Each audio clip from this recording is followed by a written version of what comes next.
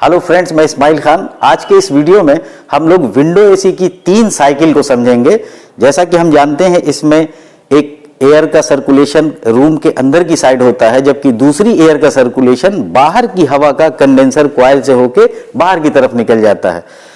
और एक साइकिल इसमें होती है इसकी रेफ्रिजरेशन साइकिल की। अगर हम इन तीनों साइकिल को अच्छी तरह से समझ लें तो किसी भी विंडो एसी का जो मैकेनिकल प्रॉब्लम है या कोई भी मैकेनिकल फॉल्ट विंडो एसी का कूलिंग से मुतालिक, यानी कि मेरी एसी चल रही है और इसमें कूलिंग की प्रॉब्लम हो रही है, इस केस में अगर हम इन एसी की तीनों साइकिल को अच्छी तरह से समझते होंगे तो हमें इसके फॉल्ट को पकड़ना बेहद आसान हो जाता है। आइए हम इसकी सबसे पहली एयर साइकिल को समझते हैं।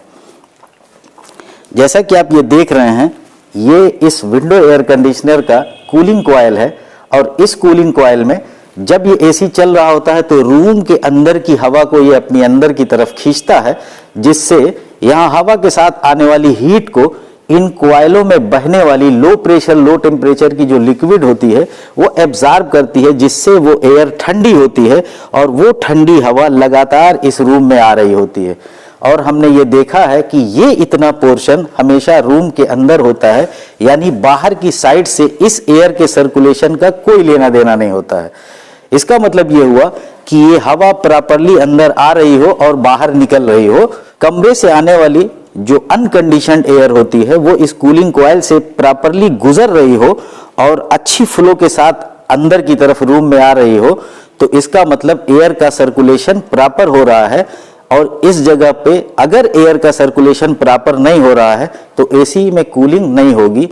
इस तरह से ये एक एयर की साइकिल को हमने समझा। अब हम दूसरी एयर साइकिल को समझते हैं। जब ये फैन हमारा चल रहा होता है तो इसकी शाफ्ट अंदर ब्लोअर को जिस तरह से रन कर रही होती है, ठीक उसी तरह से ये हमारी फैन ब्लेड भी रन कर रही होती है। और जब ये ब्लेड रन कर रही होती है तो चूंकि इतना ही हिस्सा रूम के अंदर होता है, बाकी ये टोटल हिस्सा रूम के बाहर होता है, और इस तरह से ये फैन ब्लेड बाहर की एयर को अपने अंदर खींचता है और इस कंडेंसर कॉइल से बाहर की तरफ रिमूव करता है। इस कंडेंसर कॉइल में हाई प्रेशर हाई टेम्परेचर की वेपर रेफ्रिजरेंट जा रही होती है और उसकी हीट को ये बाहर से आने वाली नॉर्मल एयर लेके बाहर निकल जाती है, जिससे यहाँ से लगातार हीट का निकलना होता रहता है। इस तरह से जब ये कंडेंसर कॉइल इस फैन से लगातार ठंडा होता रहता है तो आने वाली हाई प्रेशर हाई टेम्परेचर की जो वेपर रेफ्रिजरेंट है वो हाई प्रेशर हाई टेम्परेचर या मीडियम टेम्परेचर और हाई प्रेशर की लिक्विड रेफ्रिजरेंट के रूप में यहाँ लिक्विड लाइन से बाहर की तरफ निकल जाती है। यहाँ पर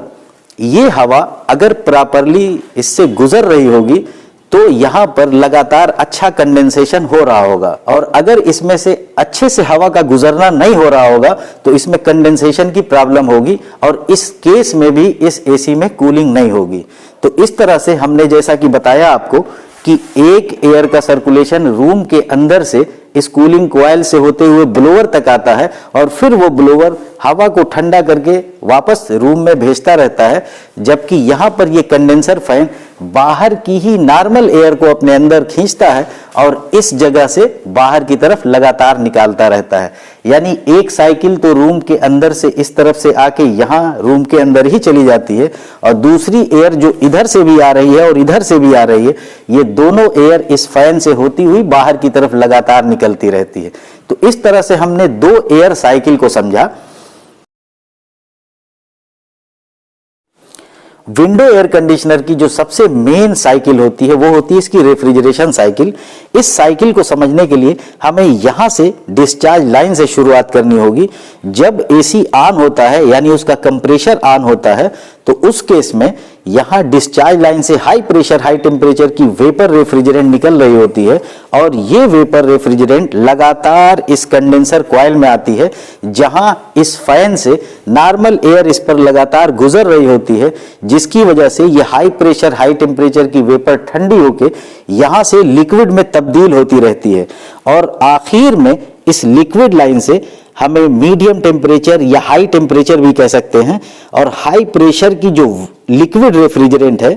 वो बाहर निकलते हुए इस फिल्टर तक आती है। यानी इस कंडेंसर कॉइल में हाई प्रेशर हाई टेम्परेचर की वेपर रेफ्रिजरेंट इन कर रही है और कंडेंसर के आखिर से हाई प्रेशर हाई टेम्परेचर की लिक्विड रेफ्रिजरेंट इसकी लिक्विड लाइन से निकलकर सीधा फिल्टर में पहुंचती है। और अगर इस लिक्विड के अंदर किसी भी तरह की गंदगी या नमी होती है तो उसको ये फिल्टर अपने अंदर रोक लेता है। और इसके बाद जैसा कि आप ये देख रहे हैं कैपिलरी लगी हुई हैं और इस एसी में 4 कैपिलरी है, तो इन चारों कैपिलरी में ये हाई प्रेशर हाई टेम्परेचर की लिक्विड रेफ्रिजरेंट जा रही होती है और ये हाई प्रेशर हाई टेम्परेचर की लिक्विड रेफ्रिजरेंट इस जगह से इस कूलिंग कॉइल के अंदर जा रही है, यानी इस तरफ आ रही है। और इस कूलिंग कॉइल में जब लो प्रेशर लो टेम्परेचर की लिक्विड आती है